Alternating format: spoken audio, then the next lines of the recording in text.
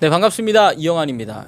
여러분, 오늘은 좀 특별한 인터뷰를 좀 준비해 봤는데요. 제가 신학교 다닐 때 함께 공부하던 신학교 동기 사역자분이세요. 지금 벌써 목사님 되셔가지고 중대형 교회에서 청년부 목회를 잘하고 계시거든요. 제가 도움도 많이 받고 나이는 어린데 제가 본받을 게 참 많습니다. 그래서 오늘 온 김에 오랜만에 만났는데 온 김에 몇 가지 이야기를 좀 해보고 싶어서 제가 불렀습니다. 근데 출연은 좀 어렵습니다. 그래서 목소리만 인터뷰를 좀 따고 그렇게 진행을 한번 해보도록 하겠습니다. 먼저 간단하게 소개 좀 부탁드릴게요. 네, 안녕하세요. 저는 이제 이영환 전도사님과 함께 신학교를 열심히 다녔던, 지금은 목사가 된 사람이고요. 뭐 전사님 이렇게 사역하시는 거나 이렇게 어렸을 때부터 젊었을 때부터 많이 보고 쫓아다니고 또 본받을 점도 많아서 참 존경하고 또 좋아하는 전도사님이어서 지금도 놀러 와서 갑작스럽게 이렇게 인터뷰에 응하게 됐습니다. 네, 반갑습니다. 제가 몇 가지 질문을 드릴 텐데 첫 번째, 요즘에 전광훈 목사님 이단이다 막 논쟁이 있잖아요. 근데 그런 부분에 대해서 젊은 목사님인데 어떻게 생각하는지 한마디만 좀.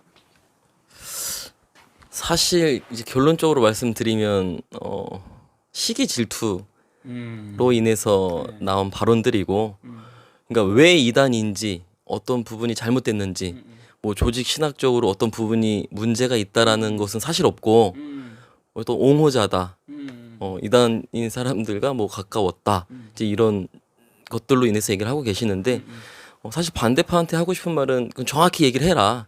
그거에 대해서 목사님과 토론을 해보고 대화를 해보고 정정하기 위해서 노력을 해본 적이 있느냐 좀 물어보고 싶고, 목사님이 하시는 그 복음의 어떤 본질이나 말씀을 들었다고 한다면 그렇게 얘기할 수 없지 않을까. 안 들었다 이런 결론을 좀 내리고 싶네요. 아니, 최근에 보면 저도 유튜브 통해서 알게 된 막 사역자분들이나 이런 분들이 있잖아요. 누구냐면 복음학교의 김용희 선교사님. 네네네. 김용희 선교사님도 막 이단이라고 이단 시비 붙고, 또 윤석전 목사님도 이단 시비 예전에 막 붙었었고, 지금은 소천하셨지만 조용기 목사님도 이단 시비 붙었었고. 근데 왜 이렇게 진짜 하나님 나라를 위해서 열심히 헌신하고 수고하고 목숨 다해서 이렇게 바치는 사역자들을 이단으로 규정을 하는지. 근데 제가 며칠 전에 또 성경 이렇게 읽다 보니까 예수님도 이단이고 바울도 이단이고 그래서 어떻게 보면 우리 목사님 제대로 하고 계시는 거구나 이런 생각도 들었는데, 그것도 한마디 좀. 사실 이제 말씀하신 것처럼 조영기 목사님, 뭐 윤석전 목사님, 그리고 저도 말씀하신 김용희 선교사님 때 사실 충격을 굉장히 많이 받았었거든요. 왜냐면 저도 복음학교에 지원을 했었고 합격도 했었고, 근데 이제 저희 담임 목사님께서 교회에 그때 부흥회가 겹쳐가지고 훈련 나중에 받아라 하셔서 가지 못했지 목사님도 허락해 주셨거든요. 그러니까 이제 이렇게 좀 복음적으로 애쓰고 헌신하신 분들에 대한, 아까도 동일한 얘기지만 시기 질투고, 어떤 복음의 본질을 위해서 애쓰는 분들이 좀 쉽게 얘기했을 때 인기가 높아지고 많은 사람들에게 영향력을 끼치는 거에 대해 부러워하는 거다. 이렇게 얘기를 좀 할 수 있을 것 같아요. 이단이라고 이제 규정을 하려면 신학적인 문제가 있어야 되는데, 얘기하는 거 보면 신학적인 문제에 대해서는 별로 말이 없어요. 내용 보면, 총회 연것도 보면 그런 것만 보더라도 의도적으로 이단을 만들어야지만 되는 어떤 저들의 목적이 좀 있는 것 같다. 그런 생각도 들고, 그래서 지금 어쨌든 시기 질투에 의한 그런 부분이 있는 것 같다. 분명히 있죠. 맞습니다. 그리고 제가 알기로는 또 어쨌든 작은 교회가 아니잖아요. 네네. 그러니까 교회에서 이런저런 또 어떤 어르신 목사님들도 오가는 얘기도 막 듣고 하실 텐데, 목사님 관련돼서 막 그런 얘기 없어요? 저희 교회도 정가람 목사님을 지지하시고, 네. 또 저희 교회는 항상 공 예배 때마다 통성기도할 때 당회자 목사님과 교회와 나라를 위해서 맨 처음 기도하고, 그리고 모든 중보 기도를 이어갈 만큼 교회에 대해서 꼭 나라에 대해서 꼭 기도 제목을 많이 내거든요. 그래서 정갈 목사님에 대해서 옹호하시는 권사님들도 많이 계시고, 또 애국 설교하면 저한테도 개인적으로 막 문자를 주세요. 응원의 메시지. 목사님 속 시원한 설교였습니다. 뭐 이럴 정도로 애국 설교를 하며 그렇구나. 나라를 사랑해야 됩니다. 나라가 무너지면 교회도 무너지고 가정도 무너지고 결국엔 개인의 삶도 무너지고 신앙을 잃게 되니 가장 중요하고 안전한 나라를 튼튼히 합시다. 이런 메시지들에 대해서 굉장히 깨어 계시고 또 동의하시는 성도님들이 많이 계시고요. 근데 이제 조금 안타까운 건 네.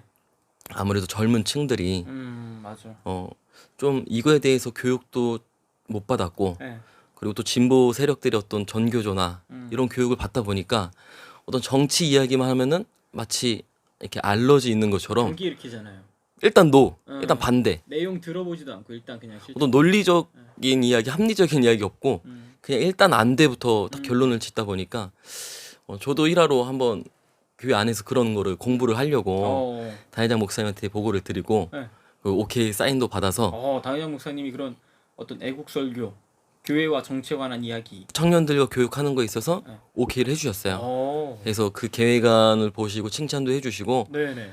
잘 소화해가지고 청년들과 나눠라 했는데 이렇게 청년 리더들에게서 반대가 이제 여론이 기도들이 빨리 많아.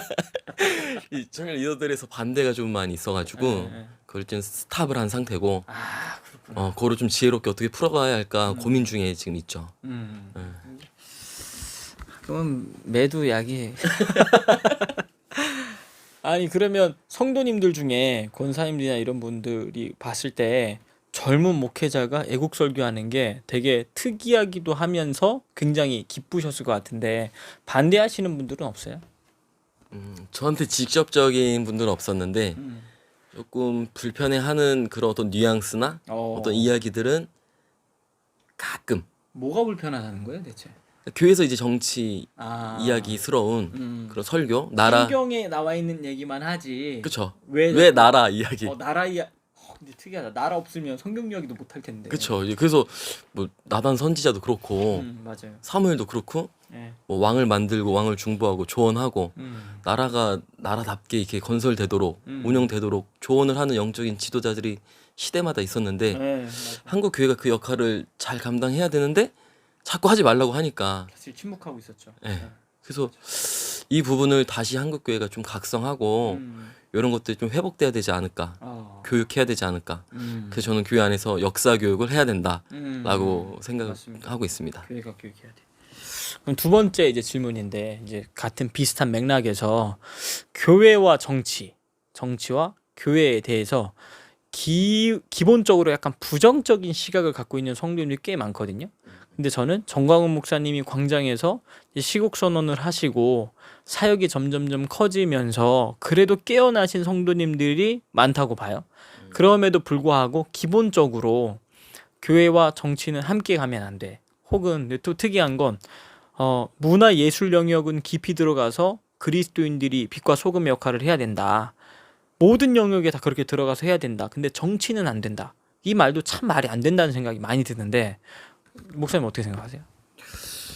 일단 첫 번째로는 좀 우리나라 안에서 펼쳐지는 좀 특수한 상황이라는 걸 좀 인지를 해야 될 것 같아요. 왜냐하면은 이게 남과 북이 갈라져서 사상이 다르고 어떤 세계관의 충돌 가운데 이 세계관의 충돌을 모르고 있으면 하면 안 된다고 얘기를 하는 것 같고 이런 세계관의 어떤 충돌이나 어떤 사상이 다르고 본질적으로 이 사상의 뿌리가 어떤 거냐 이거를 좀 공부를 해야 그러려면 정강 목사님 설교와 강연을 들어야 되거든요. 그래서 지식이 쌓이고 창조된 세상이 타락됐고 이제 하나님이 그것을 새하늘과 새 땅으로 바꿔 가시면서 이 안에서 정말 복음을 전하면서 살 수 있도록 은혜를 베풀어 주셨는데 이제 이런 큰 틀에서의 어떤 숲을 보는 눈들이 없다 보면 그냥 감정적으로 어떤 교육 받은 걸로 불편하니까 하지 말라 이제 1차원적으로 좀 반응을 하는 것 같고요. 그래서 다른 나라도 보면 정강훈 목사님도 많이 얘기하시잖아요. 뭐 보네포도 그렇고 아브라함 칼포도 그렇고 정말 모든 영역이 하나님이 통치하시고 다스리는 영역이 돼야 된다. 맞아요. 사회에서도 거룩한 사업가들이 많이 일어나서 그럼요. 거룩하게 돈 벌고 거룩하게 나누고 복지에 관해서도 성경적 가치관으로 세워가고 근데 정치에서는 그 성경적 가치관이 안 통해야 되냐? 그것도 아니거든요. 맞아. 아니 우리 사는 모든 게 정치인데. 그렇죠. 정치라는 이 그릇 안에 모든 것들이 다 담겨지고 법적인 게 결정이 되는데 왜 법적인 이야기 어떤 이런 걸 하지 말라고 할까 자꾸 결국에는 좀 공부를 안 해서 그런 거 아닐까. 그래서 꼭 성경도 잘 읽고 또는 세계 정세도 꼭 읽고 이런 좀 지혜로운 그런 교육들이 한국 교회 안에 좀 넘쳐났으면 좋겠다는 생각을 많이 하고요. 또 너라 TV가 그 사명을 지금 열심히 감당하고 있어서 제가 또 이렇게 열심히 응원하고 있다고 말씀을 좀 드리고 싶어요. 그 교회와 정치 관련돼서 그 정치는 참여하면 안 돼라고 하고 있지만 실상 법을 만드는 게 정치잖아요. 네. 그러면 그 법이 한번 만들어지면 이제부터 중요한 얘기인데 차별금지법, 뭐 동성애법 이런 것들을 교회가 광장에서 그냥 막 얘기하고 예배당 안에만 갇혀서 기도한다고 지금까지 했잖아요. 그거 안 한 게 아니잖아요. 근데 안 된단 말이에요. 이게 막아도 잠깐 법안 뒤로 빼놨다가 다시 집어넣고. 근데 원불교 사람이 국회의원이 딱 되니까 원불교 그 원목 제도가 만들어지고 그러니까 국회의원 한 사람이 이렇게 제도 정치권 안에 들어가서 할 수 있는 역할들이 정말 많다고 보거든요. 근데 이런 질문도 해요. 막 그러면 예수 믿는 사람들이 기존 정치권에 들어가 있지 않냐. 근데 그 사람들은 당에 들어가면 당론을 따르다 보니까 사실상 진리보다 당론이 위에 있는. 그래서 하나님 나라의 일꾼으로 일하기보다는 당의 일꾼으로 일하게 되는 그런 측면에서의 문제점들을 이야기하는 건데 그런 부분은 좀 어떻게 생각하나요? 법적인 제도화는 너무 중요한 문제이기 때문에 이번에 뉴스를 좀 보니까 스위스가 이번에 네. 차별금지법이 통과돼서 진짜 이거 전 세계적으로 전 세계에서 30번째로 합법화한 국가라고 하더라고요. 30번째예요 이게? 네, 근데 국민 투표 네. 65%, 63% 동의한 거예요? 동의를 한 거예요. 심각하구나. 그러니까 잘 아시다시피 유럽에서 그런 일이 펼쳐지면 이제 아시아 쪽으로 그런 기류가 넘어오잖아요. 확 넘어올 텐데 네. 이제 그런 게 좀 사실 염려가 돼서 이제 지금 뭐 시민 운동도 당연히 해야겠지만 네. 강력한 국회의원 어떤 기독교 정신을 갖고 기독교의 외침을 계속 외칠 수 있는 그런 당과 정치인이 꼭 필요하다라는 생각을 하고 있고 그 사람이 국민의 지지를 받아서 들어가려면 그 당을 또 지지하는 사람들이 많아야 되고 그래서 국민혁명당이 당연히 이렇게 하고 있는 것에 좀 지지를 많이 해야 되지 않을까라는 생각을 좀 하고 있습니다. 그럼 마지막으로 이제 꼭 영상을 보시는 분들에게 꼭 하고 싶은 이야기가 있다면 사실 영상 보시는 분들 중에 대부분이 이제 크리스천 분들이 많으시고 그 다음에 종교를 달리하시는 분들도 있지만 나라가 걱정돼서 영상을 또 많이 보시는 분들이 계시거든요. 그분들에게 꼭 해주고 싶은 이야기가 있다면 한마디 부탁드릴게요.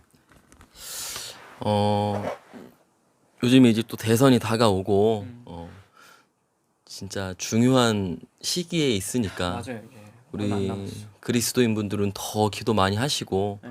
그리고 이 시대가 점점 악하고 영적으로 혼란한 시대 가운데 계속 나아가고 있어서 네. 거룩한 영성과 좀 야성을 회복해야 되는 시점이 아닌가. 그리고 마지막 예수님 다시 오실 때를 항상 생각하면서 살아가야 된다라고 생각이 들고 제가 최근에 조금 가슴 아픈 얘기를 들었는데 네. 어떤 유아 유치부 전우사님이 해준 얘기거든요. 애기들과 이제 줌으로 비대면으로 예배를 드리면 항상 뒷배경이 이 집이었대요. 근데 어느 순간 몇 달이 지나고 나니까 아이들이 예배 드리는 뒷배경이 차 안인 거예요. 그러니까 부모님과 함께 놀러 가면서 틀어주고 부모님은 운전하고 그 예배 그냥 보고 끝나면 그냥 주일날 노는 거예요. 사실상 주일에 대한 개념이 무너졌구나. 그렇죠. 주일 성수 어떤 예전에는 주일 한번 빠지면 죽는 줄 알았던 맞아요, 진짜. 그 하나님의 나를 사랑했던 그런 정신들이 맞아.